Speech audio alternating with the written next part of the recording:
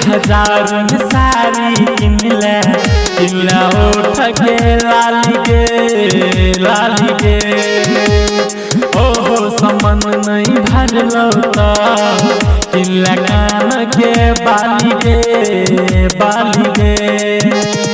लगा चेकबुक चले सब दिन लगा चेकबुक चले सब दिन पैसा निकाले एटीएम से